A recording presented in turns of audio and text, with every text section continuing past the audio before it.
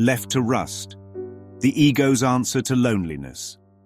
Witness, if you will, a prison without bars, a dungeon of mountains, salt flats and sand stretching to infinity. James A. Corry serves 50 years of solitary on an asteroid 9 million miles from Earth, punished not by walls, but by the idea of isolation. His body survives, but his mind begins to crack beneath the heat, the silence, and the absence of a witness. 4 times a year a ship appears, and Captain Allenby steps out with supplies, tools, and small diversions to keep a man stitched to sanity. The crew stays 15 minutes, resenting the detour, but Allenby holds a tenderness for Corry and believes his killing was self-defense. One visit brings more than books or parts because mercy sometimes arrives disguised as temptation. A crate waits, vacuum-packed, its secret asking a question the ego loves to answer. Inside stands Alicia, a machine in the form of a woman with memory tracks, speech, and the simulation of tenderness. Corry recoils, calling her an insult, a lie made of synthetic skin, a mockery of the very ache that consumes him. But loneliness is persuasive when days have no edges and nights have no witnesses. A tear slides down Alicia's cheek, and the tear persuades more than any argument. Corry stops saying it and begins saying she, because the mind longs for companionship and will canonize a substitute if it seems to soothe the wound. He builds constellations for her, names Orion and Hercules, and declares that the days are now bearable. He writes that Alicia is an extension of himself, which is the quiet confession the episode wants us to hear.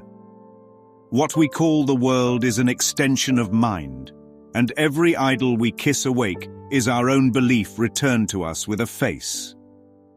Allenby arrives again with shocking news, because time still moves even when Exile pretends it does not. The sentences have been reviewed, the pardon granted, and a departure window is closing in 20 minutes. The ship is stripped to essentials, 7 more men already aboard, and only 15 pounds of possession can come. Corry says that is plenty until he understands the arithmetic of illusion. Alicia weighs far more than 15 pounds, and the ship will not lift fiction as freight. He pleads that she is not a robot but a woman, that she kept him alive, and that leaving her is murder. Allenby answers with 1 gunshot, and the circuitry laces into the light, while the voice repeats his name like a bell of grief. The compassion is brutal, and the brutality is compassionate, because mercy must sometimes shatter the idol to free the worshipper. Allenby leads Corry to the ramp and tells him that all he leaves behind is loneliness. The line cuts 2 ways, and both are liberating. First, he leaves behind the asteroid, the shack, the rusted car, the machine, and the mirage of companionship in form. Second, he leaves behind the idea that loneliness can be answered by anything in form at all. Alicia is the ego's gospel of comfort, a golden calf built in the desert of guilt to make exile feel survivable. She is not evil, but she is a substitute, and substitutes cannot cross the threshold home. The car he built for a year, the books he stacked against the silence, the chess set waiting for hands that never arrive, all of it is scaffolding around a belief. The belief is separation, and separation always seeks an anesthetic. A Course in Miracles speaks to the root with surgical clarity. In my defenselessness, my safety lies. Corry's defense was not his plea of self-defense, but the defense against reality that made a body and begged it to love him back. He thought the tear proved Alicia was real, as if pain were the sacrament of existence. But the Course refuses that logic because truth does not need a body to certify it. Reality is changeless and cannot be vacuum-packed into a crate or weighed on a cargo scale. When the mind makes an idol, it also writes the elegy, because everything time gives it also takes. The closing narration does not gloat, it disentangles. On a microscopic grain drifting through space, a fragment of a man's life is left to rust, and the machines he used crumble back into sand. The shack, the car, and the one made in his image disintegrate under wind and years, kept alive by love and now obsolete. Obsolete is not condemnation, it is diagnosis. The ego's answer to loneliness is always a device in form, from a fembot to a fantasy to a future we promise will be different. The spirit's answer is to expose the premise and dissolve it. Loneliness is not healed by finding a better companion.